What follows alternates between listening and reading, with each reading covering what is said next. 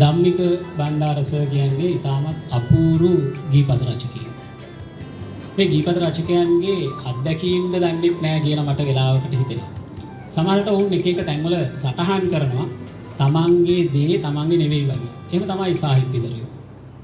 ඉතා අපූර්ව ආකාරයෙන් ඔවුන් රචනා කරනවා. එතකොට හන්තාන කියන්නේ ලෝකයේ තියෙන බ්‍රෑන්ඩ් එකක්. පේරාදෙණිය විශ්වවිද්‍යාලය කියන්නේත් එහෙමයි.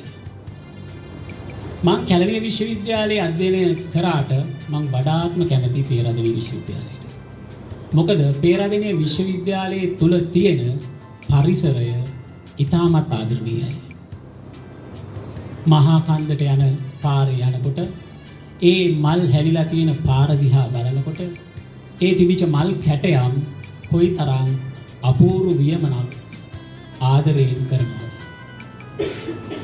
විශ්වවිද්‍යාලයේ ඒ හරියෙන් පොඩ්ඩක් පහළට යනකොට ඔබට හම්බ වෙනවා ලව් ලේන් එක. ලව් ලේන් එකට යන්න පුළුවන් ආදරවන්තයින්ට විතරමයි. වෙන කාටවත් එහෙ යන්න බෑ. ඒ නිසා පේරාදෙණිය විශ්වවිද්‍යාලයට ගිය අය ලව් ලේන් එකට ගියේ නැහැ කිව්වොත් ඒකත් ටිකක් පුදුමයක්. ඒක මෙතන තියෙනවා පොළොන්නරුව. පොඩ්ඩක් වැහි කාලේ නම් ඉක්මනින්ම පොළොන්නරුවට රිංගනවා. පොළොන්නරුවේ තියෙන පොඩි ගස් බෙනයක්. ඔය ගස් බෙනේට බෑග් එළිය තියලා දෙන්නෙකුට විතරක් යන්න පුළුවන්. ඉතින් අර වංගු වල පොඩ්ඩක් වාඩි වෙලා බලාගෙන ඉන්නවා උන් දෙන්න එළියට එනකන් පොළොන්නරුවේ යන්න. එතනින් පහළ තියෙන්නේ මහවැලිය. එතනින් ඉහළින් තියෙනවා හන්තාන. ඒතර පේරාදෙණිය විශ්වවිද්‍යාලය හන්තානෙන් හෝ මහවැලියෙන් ඈත් කරන්න බෑ. මේ ගමක ඉඳලා විශ්වවිද්‍යාලයට ආපු තරුණියකට මොකද උසස් පෙළ හදාරනකොට කොල්ලෝ ආදරයෙන් වෙලෙනකොට විශ්වවිද්‍යාලය ගම නමතක වෙනවා සමහර විට. ඔවුන්ට දැනෙන්නේ මේ තියෙන කෙලිලොල්ලිය විතරයි. අර අපේ බාල පාසල් කාලේ. හැබැයි කාන්තාව එහෙම නෙවෙයි තමන්ගේ ටාගට් එක ඇචීව් කරන්න ඉගෙන ගන්න. ඒ ප්‍රතිඵලයක් හැටියට මොකද වෙන්නේ? මේ ගැහැණු දරුවා විශ්වවිද්‍යාලයට එනවා. පේරාදෙණිය විශ්වවිද්‍යාලයට. නමුත් මේ පිරිමි දරුවාට මේ විශ්වවිද්‍යාලයට එන්න බෑ. මේ හන්තානට පායන හඳ වෙනම අයිකන් එකක්. ලෝකේ කතා බහට ලක් වෙන හඳක්. උපසංස්කෘතියන් වලට පායන හඳවල් තියෙනවා. ඒ වගේ හඳක්. මේ හඳ දකින්න පුළුවන් මේ විශ්වවිද්‍යාල භූමියේ ආදරණීය පයගහල ජීවත් වෙන ආදරණීය මානව මානවිකාවයන්. එතෙන්ට යන්න අවස්ථාව නොලැබෙන අයට හන්තාන කන්ද වගේ දරා ගන්නත් මහවැලි ගඟ වගේ ගලාගෙන යන්නත් සිද්ධ වෙනවා. ඉතින් මේ තමන්ගෙන් ඈත් වෙලා විශ්වවිද්‍යාලයට එන මේ ආදරණීය පෙම්වතියට ඔහු කරනවා පොඩි ආයාචනයක්. මොකක්ද කියන්නේ? එයා කියනවා මේ හන්තානට පායන හඳ ලස්සනයිද බලන්න. මට බලන්න බැරි ඒ ලස්සන පුර හඳ ඔබට බලන්න පුළුවන්. මොකද ඔබට සරසවි වරම් ලැබිලා තියෙනවා. සරසවි වරම් ලැබෙනවත් එක්ක මේකට පැකේජ් එකක් හම්බ වෙනවා. මොකද්ද? හන්තාන, මහවැලිය, ඔය කියපු තෙල් බැම්ම, ගෙම්බා කැන්ටින් එක, පොළොන්නරුව මේ පැකේජ් එක සියල්ලම හම්බ වෙනවා. මේකට ගිහිල්ලත් එන කෙනෙක්ගේ අතර ආදරණීය තත්වයක් ඇති වුණ නැත්නම්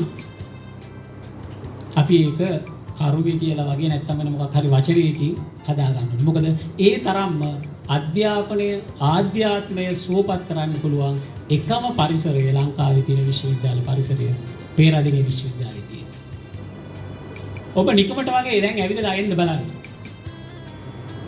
මමත් යනවා. මොකද මට යන්න බැරි වෙච්ච නිසා ඒකේ මම නිතරම වගේ හිටපු ගමන් ওই ප්‍රෝග්‍රෑම් තියෙනකොට එහෙම ගිහිල්ලා බලනවා. ඒ තරම් ලස්සනයි. ඒ නිසා මෙයා කියනවා හරි ආදරණීය ඉල්ලීමක් මේ හන්තානට පායන සඳ ලස්සනයිද කියන්නේ. කොයිතරම් අපූර්වද? මට සරසවි විස්තර කියන්න. මිතුරන්ගේ විස්තර කියන්න. ආචාර්යවරුන්ගේ විස්තර කියන්න. හන්තානි විස්තර කියන්න. මහවැලි ගලාගෙන යන අපූර්ව ආකාරය මට කියන්න. හැබැයි අද මට බෑ ඒක බලන්න. අඳුරු වෙලාවට වහින්න පටන් ගන්නවා. ඔබ දන්නවා පේරාදෙණිය සරසවිය අවට ගත්තාම වැස්ස වැඩියෙන්ම පවතින තැන. බලන්න මේ ලේඛකයෝ කොයිතරම් දුරට මේ භෞතික සම්පත් ගැන අධ්‍යයනය කරනවද කියලා. ඒ අඳුරු වෙලාවට වහිනකොට ඔබත් එක්ක තනියට යන්න ගමේ හිටපු මම වගේ කුඩේ ඇස්සේ කවුරුත් යන්නේ නැහැ. හැබැයි එහෙම යනකොට මම ප්‍රාර්ථනා කරනවා ඔබට කිසිම දවසක මේ අඳුරට මුවා වෙලා මේ කුඩේ යටින් එහෙට මෙහෙට හොස්ටල් එකට යනකොට එනකොට දේශනවලට යනකොට එනකොට වෙනත් වැඩසටහන් වලට යනකොට එනකොට තනිකම දැනෙන්නේ. එහෙම තනියක් දැනෙනවා නම් මම ඔබ ගාව ඉන්නවා. ඒ නිසා කිසිම දවසක ඔබට තනිය දැනෙන්න එපා. දැන් ශක්තිමත් කරගන්න ඕනේ. ඇයි මම ඔබ අසල නැහැ. ඔබේ තනියට මට කුඩේ යටින් එන්න පුළුවන් කමක් නැහැ. ඒ නිසා මං හරි කැමති උඹ යනකොට එනකොට තා සැහැල්ලුවෙන් මේ සරසවි බිමේ ඉන්නවා දකින්න. ලතා මඩලු අතවනාවේ එපා අහක බලන්න. ලතා මඩලු කියන්නේ මොනවටද? ගස්වල හෙලවෙන කොළ ඒවට නෙවෙයි.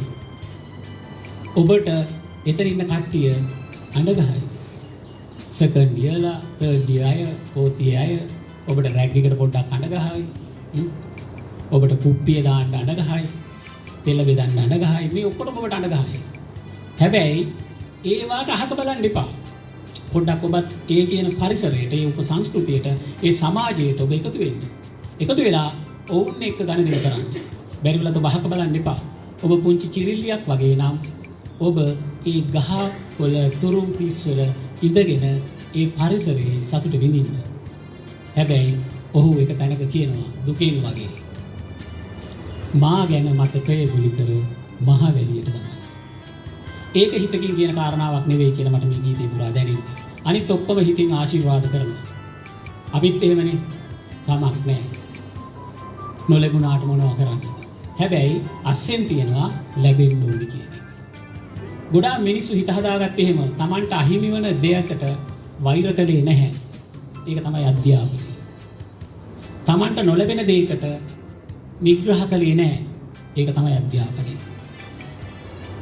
Tamanට අහිමි වූ පෙම්වතියට අර යන්නේ අරයත් එක්ක මම හිටියා, මෙයත් එක්ක හිටියා, මෙච්චර කාලයක් ගියා. එහෙම කළේ නැහැ. ඒක තමයි අධ්‍යාපනය.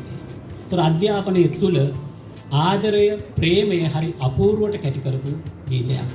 ඒ නිසා පේරාදෙණිය විශ්වවිද්‍යාලයට ඔබට ගියොත් ඔබට දකින්න පුළුවන් මේ සුන්දරත්වය කොයිතරම් අපූර්වද.